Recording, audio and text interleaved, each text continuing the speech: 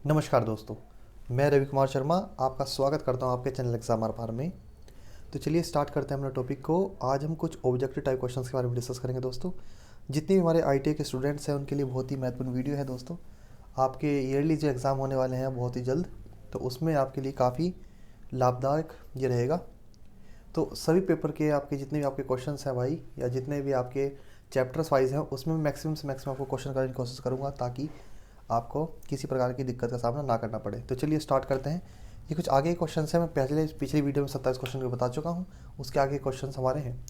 तो चलिए स्टार्ट करते हैं। पहला प्रश्न है हमारा कि 40% निकिल व 60% तांबे के मिश्रण से तैयार होता है।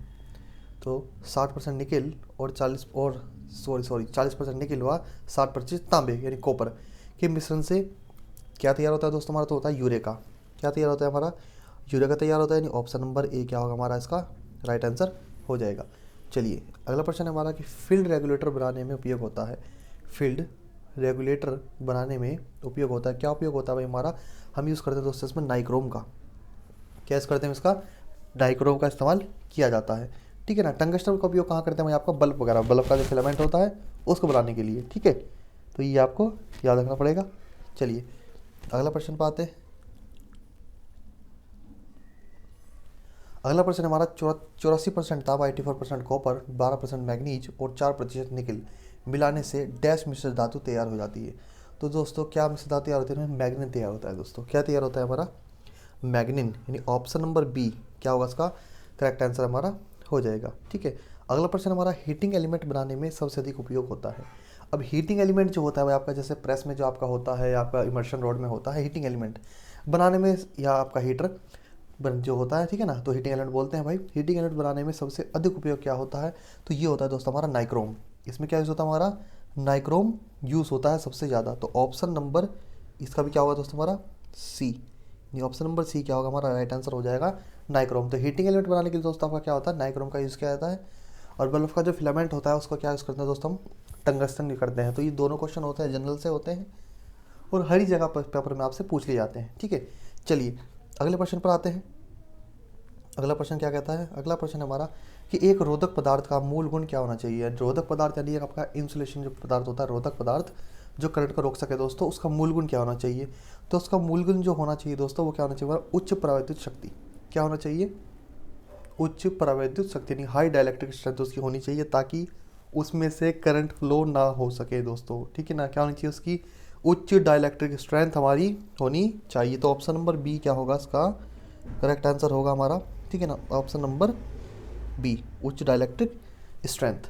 अगला प्रश्न हमारा कि किस वस्तु में ऋणात्मक ताप प्रसार गुणांक होता है, यानी निगेटिव टेम्परेचर कोफिशिएंट की बात की है भाई, किस में होता है? तो ये प्रश्न पहले भी आपको बताया जा चुका है। तो ये होता है हमारा दोस्तों हमारा कार्बन का होना चाहिए। किसका होना चाहिए? Carbon, option number C. क्योंकि कार्बन का जो टेम्परेचर कोफिशिएंट होता है भाई वो क्या होता है? निगेटिव। क्या होता है? निगेटिव टेम्परेचर कोफिशिएंट होता है। इसका मतलब क्या होता है कि टेम्परेचर के बढ़ने पर आपके जो रेजिस्टेंस होता है दोस्तों वो क्या हो जाता है हमारा? डिक्रीज। वो क्या हो जाएगा हमारा?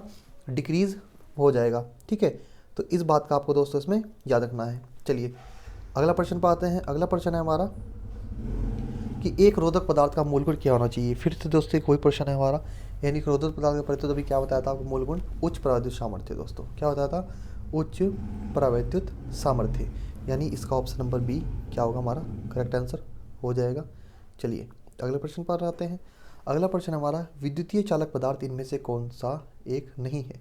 कौन सा दोस्तों? विद्युतीय चालक पदार्थ, यानी चालक पदार्थ कौन सा नहीं है दोस्तों आपका? तांबा, कॉपर होता है, एल्यूमिनियम भी होता है, चांदी भी, सीसा। तो दोस्तों सीसा नहीं होता, नहीं। ऑप्शन नंबर डी क्या होगा इसका करेक्ट आंसर होगा, यानी सीसा लेड वाला जो सीसा है हमारा भाई, ये हमारा कंडक्टिंग मटेरियल नहीं है, पर तो सिल्वर ही कुछ कंडक्टिंग में आती है, एल्यूमिनियम भी और तांबा भी। अब इस प्रश्न से और क्या पूछ सकता है आपसे? क्या प्रश्न बनेगा इस आपको बन सकता है कि निम्न में से कौन सा सबसे अच्छा चालक पदार्थ है। तो सबसे अच्छे चालक पदार्थ की बात करेंगे तो सबसे पहले चांदी आती है, फिर तांबा आता है, फिर क्या आता है? एल्यूमिनियम। तो चांदी को क्या रखेंगे? प्रेफरेंस करेंगे प्रथम नंबर पर। दूसरे नंबर पर कॉपर यूज़ करते हैं। तीसरे नंबर पर क्या आता है हमारा? एल्यूमिनियम आता है। तो पहले प्रेफरेंस पूछ ले आपसे अच्छा कंडक्टर की, तो आप क्या लगाएंगे? चांदी लगाएंगे। उसके बाद हम क्या यूज़ करते हैं? कॉपर, और उसके बाद एल्यूमिनियम, ठीक है। कंडक्टिविटी भी चांदी की होती है, फिर कॉपर की, फिर एल्यूमिनियम की, ठीक है। चलिए अगले प्रश्न पर आते हैं। अगला प्रश्न है हमारा सॉलिड चालक की अपेक्षा आदर्श चालक के क्या लाभ है। सॉलिड चालक की अपेक्षा आदर्श चालक के क्या लाभ है? तो देखिए दोस्तों, इसका क्या लाभ होता है, हमारा अधिक लचीलापन होता है दोस्तों। इसमें क्या होता है हमारा अधिक लचीलापन। क्या होता है दोस्तों हमारा अधिक लचीलापन, यानी ऑप्शन नंबर ए क्या होगा, इसका राइट आंसर होगा, यानी करेक्ट आंसर हो जाएगा। चलिए अगले प्रश्न पर आते हैं। अगला प्रश्न है हमारा, विद्युत हीटर की कनेक्टिंग लीड में किस पदार्थ का इंसुलेटिंग सामग्री प्रयोग किया जाता है? तो विद्युत हीटर की कनेक्टिंग लीड में दोस्तों किस पदार्थ का इंसुलेटिंग सामग्री प्रयोग की जाती है? अपने हीटर की दोस्तों कनेक्टिंग लीड देखी होगी आपने, ठीक है। तो वो किस प्रकार की होती है भाई हमारे, वो बनती है पोर्सलीन पदार्थ की। किसकी बनी होती है हमारी? पोर्सलीन पदार्थ की बनी होती है, ठीक है ना। किसकी दोस्तों हमारी? पोर्सलीन पदार्थ की बनी होती है, ठीक है ना। यानी इसको बोलते हैं आपका चीनी मिट्टी बोल सकते हैं। क्या बोलते हैं पोर्सलीन को? हम चीनी मिट्टी बोलते हैं। चलिए अगले प्रश्न पर आते हैं। अगला प्रश्न है हमारा कि तांबा चालक की प्रतिरोधकता कितनी होती है? यानी कॉपर कंडक्टर की प्रतिरोधकता रेजिस्टिविटी दोस्तों कितनी होती है? तो कितनी होती है दोस्तों हमारी? होती है 1.72 माइक्रोमीटर। कितनी होती है? 1.72 माइक्रोमीटर, यानी ऑप्शन नंबर ए क्या होगा आपका करेक्ट आंसर हो जाएगा। ये आपको ध्यान रखना है दोस्तों, कितनी होती है 1.72 माइक्रो ओम मीटर, ठीक है। चलिए अगले प्रश्न पर आते हैं। अगला प्रश्न है हमारा कि इंसुलेटिंग जॉइंट के लिए किस प्रकार की इंसुलेशन टेप का प्रयोग होता है? यानी इंसुलेटिंग जॉइंट के लिए किस प्रकार के इंसुलेशन टेप का प्रयोग होता है? तो किस प्रकार का टेप का उपयोग करते हैं भाई? हमारा वार्निश कैम्ब्रिज टेप का। किसका यूज़ करते हैं भाई हम अपना इंसुलेटिंग जॉइंट के लिए? किस प्रकार के टेप का यूज़ करते हैं? हमारा यूज़ करते हैं वार्निश्ड कैम्ब्रिज टेप। यानी बात करें ऑप्शन नंबर डी क्या होगा आपका करेक्ट आंसर हो जाएगा, यानी राइट आंसर इसका हो जाएगा, ठीक है। चलिए अगले प्रश्न पर आते हैं। अगला प्रश्न है हमारा कि इलेक्ट्रिक कार्यों में प्रयोग हुए कॉपर की शुद्धता का उच्च स्तर होना चाहिए। जैसे यानी इलेक्ट्रिक कार्यों में प्रयोग को हुए कॉपर की शुद्धता, यानी जो कॉपर आपने यूज़ किया है उसकी शुद्धता का उच्च स्तर कितना होना चाहिए भाई? तो कितना होना चाहिए हमारा इसका उच्च स्तर होना चाहिए हमारा, यानी 99.9%। यानी कॉपर जो आपको होना चाहिए प्योर भाई, कितना आपका कम से कम 99.9% क्या होना चाहिए, उसकी शुद्धता का उच्च स्तर हमारा होना चाहिए। तो आप क्या करेंगे 99.9%। इसी प्रकार से अगला प्रश्न देख लेते हैं। अगला प्रश्न हमारा, इंसुलेटिंग सामग्री का मुख्य गुण निम्न में से क्या होता है? तो क्या होता है दोस्तों हमारा, अभी मैंने आपको पहले डिस्कस किया था, अभी पिछले क्वेश्चन एक प्रकार का क्वेश्चन नहीं था हमारा। तो डाइलेक्ट्रिक स्ट्रेंथ, यानी क्या होनी चाहिए दोस्तों इसकी, एक डाइलेक्ट्रिक स्ट्रेंथ इसकी होनी चाहिए। यानी ऑप्शन नंबर बी क्या करेंगे, इसका राइट आंसर हो जाएगा। करेक्ट आंसर क्या होगा दोस्तों हमारा ऑप्शन नंबर बी क्या होगा, हाई डाइलेक्ट्रिक स्ट्रेंथ हमारे इंसुलेटिंग मटेरियल का एक गुण होना मुख्य गुण होता है जनरली, ठीक है। चलिए अगले प्रश्न पर आते हैं कि कौन सा पदार्थ सुचालक नहीं है?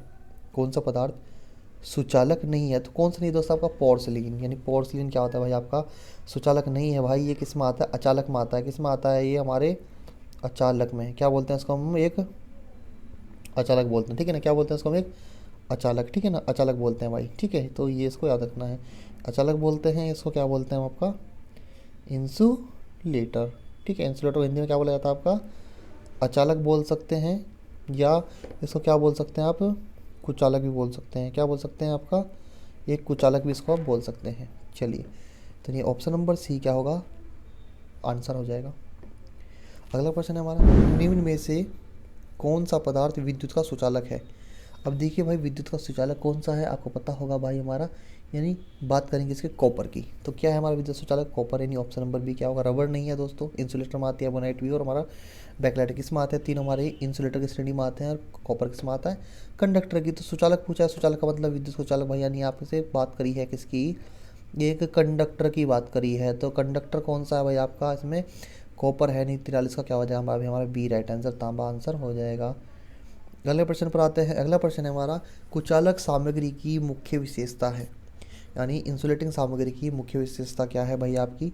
तो जो भी हमारा इंसुलेटिंग मटेरियल है उसकी मुख्य विशेषता देखिए, हमेशा क्वेश्चन आंसर वही है, बस आपसे क्वेश्चन को घुमा के पूछा है भाई। तो आपको कंफ्यूज नहीं होना है, आपको देखना है कि इंसुलेटिंग मटेरियल जो कुचालक सामग्री मुख्य विशेषता क्या होनी चाहिए।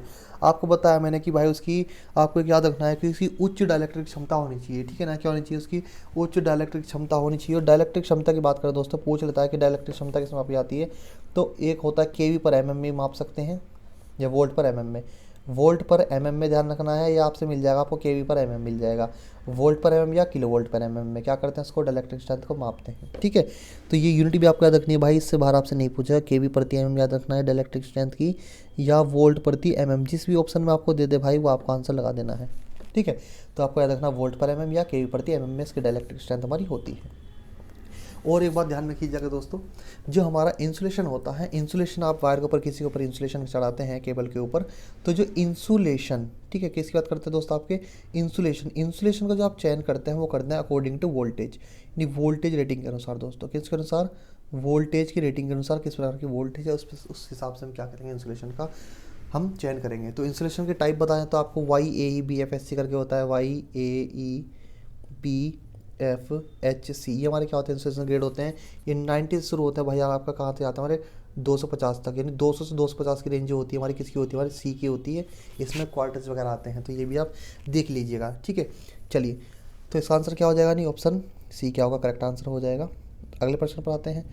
अगला प्रश्न है हमारा कि एक मानक प्रतिरोध के निर्माण में उपयोग किए जाने वाले पदार्थ डैश का होना चाहिए। तो भाई इसका क्या होना चाहिए, हमारे एक मानक प्रतिरोध के निर्माण में उपयोग किए जाने वाले पदार्थ डैश का होना चाहिए। तो उच्च प्रतिरोधकता होनी चाहिए, उसकी निम्न ताप गुणांक होना चाहिए दोस्तों। क्या होना चाहिए? उच्च प्रतिरोधकता एवं निम्न ताप गुणांक, यानी ऑप्शन नंबर बात करें तो बी क्या होगा, हमारा करेक्ट आंसर हो जाएगा या राइट आंसर हो जाएगा। यानी उच्च प्रतिरोधकता होनी चाहिए उसकी, निम्न ताप गुणांक उसका होना चाहिए, ठीक है। चलिए अगले प्रश्न पर आते हैं। अगला प्रश्न है हमारा कि निम्नलिखित में से किस पदार्थ की सबसे कम प्रतिरोधकता होती है। अब सबसे कम प्रतिरोधकता दोस्तों किस पदार्थ की होगी दोस्तों, तो सबसे कम प्रतिरोधकता होगी हमारी कॉपर की। कॉपर क्या होता है, हमारी कच्चा कंडक्टर होता है, तो इसकी प्रतिरोधकता कम होनी चाहिए दोस्तों, ठीक है। और कंडक्टिविटी की बात करें, किसकी बात करें, कंडक्टिविटी, तो कंडक्टिविटी क्या होनी चाहिए दोस्तों, ज़्यादा होनी चाहिए, ठीक है। तो ऑप्शन नंबर बी क्या होगा, राइट आंसर हो जाएगा। अगला प्रश्न है दोस्तों हमारा, और वीडियो का लास्ट प्रश्न है हमारा, एक परिपथ में दो असमान प्रतिरोध रखता है, परंतु क्या पूछा भाई आपसे कि एक परिपथ समांतर में दो असमान प्रतिरोध रखता है, परंतु अब क्या होगा दोस्तों, देखिए इसमें क्या कंसीडर, आर पार वोल्टेज, दोनों में वोल्टेज ड्रॉप समान होते हैं, दोनों में धारा समान होते हैं, दोनों में ताम्रहास समान होते हैं, या वोल्टेज ड्रॉप उसके प्रतिरोध के मान के अनुसार होते हैं। अब देखिए एक परिपथ में दो असमान प्रतिरोध रखता है, परंतु अब एक परिपथ है दोस्तों आपका कोई इस प्रकार का, और इसमें यहाँ पर एक रेजिस्टेंस हमारा ये है, एक रेजिस्टेंस ये है, किसमें है, पैरेलल में है। तो यहाँ पर वोल्टेज जो है भाई, यहाँ पर भी होगी, आप यहाँ पर वोल्टेज क्या रहेगी, सेम रहती है भाई, वोल्टेज क्या रहेगी यहाँ पर, सेम रहेगी। यानी आर पार वोल्टेज ड्रॉप दोनों में दोस्तों क्या होते हैं, समान होते हैं। क्या होता है, ऑप्शन नंबर ए, यानी आर पार वोल्टेज ड्रॉप दोनों क्या होते हैं दोस्तों, आपके समान होते हैं, ठीक है ना। क्योंकि पैरेलल की वोल्टेज सेम रहेगी, तो आर पार वोल्टेज ड्रॉप दोनों में क्या होगा दोस्तों, समान होगा, अगर सेम वैल्यू के हमारे होंगे तो, ठीक है। सेम वैल्यू का रेजिस्टेंस है भाई, तो वोल्टेज क्या हो जाएगी हमारी, सेम आपकी आएगी, ठीक है। तो चलिए, तो ये थे दोस्तों आज आपके कुछ महत्वपूर्ण प्रश्न। अगर आप लोगों को वीडियो पसंद आई है दोस्तों तो लाइक करें, ज़्यादा से ज़्यादा शेयर करें और बच्चों तक पहुंचाइए। और अगर अभी भी आप लोगों ने चैनल को सब्सक्राइब नहीं किया तो चैनल को सब्सक्राइब कर दीजिए। और इसी प्रकार से हम आपको वीडियो देते रहेंगे, और मैक्सिमम जितना हो सकेगा दोस्तों आपके लिए ज़्यादा से ज़्यादा क्वेश्चन लाएंगे, ताकि आपको पेपर में, एग्जाम में आपकी काफ़ी हेल्प हो सके। तो आज की वीडियो में इतना ही कहना चाहेंगे दोस्तों, धन्यवाद।